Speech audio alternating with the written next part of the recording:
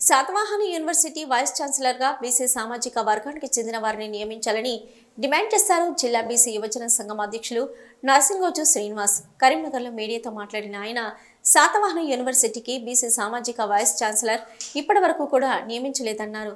కాంగ్రెస్ ప్రభుత్వం స్పందించేలా మంత్రులు పొన్నం ప్రభాకర్, దుద్దిల్ల శ్రీధర్ బాబు చొరవ తీసుకోవాలని కోరారు. కరీంనగర్ జిల్లాలో ఉన్నటువంటి శాతవాహన యూనివర్సిటీకి వివిధ వర్గాలకు చెందిన వారిని వైస్ ఛాన్సలర్ గా నియమించారు. చాలా సంతోషకరం. కానీ బీసీలను ఇప్పటివరకు కూడా బీసీ సామాజిక వర్గానికి చెందినటువంటి వారిని ఇంతవరకు కూడా నియమించకపోవడం చాలా బాధాకరం.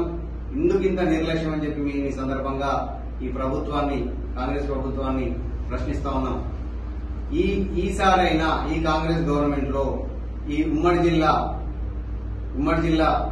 మంత్రులు గౌరవనీయులు పొన్నం ప్రభాకర్ గారు కానీ, దుద్దిల శ్రీధరబాబు గారు కానీ చొరవ తీసుకొని బీసీ సామాజిక వర్గానికి చెందిన వారిని నియమించాలని చెప్పేసి మేము ఈ సందర్భంగా కోరుతా ఉన్నాం. 2008లో అప్పటి కాంగ్రెస్ గవర్నమెంట్ లో ఏర్పాటైనటువంటి శాతవాహన యూనివర్సిటీకి వివిధ వర్గాలకు చెందిన వారు వైస్ ఛాన్సలర్ గా ఇక్కడ పనిచేయడం జరిగింది.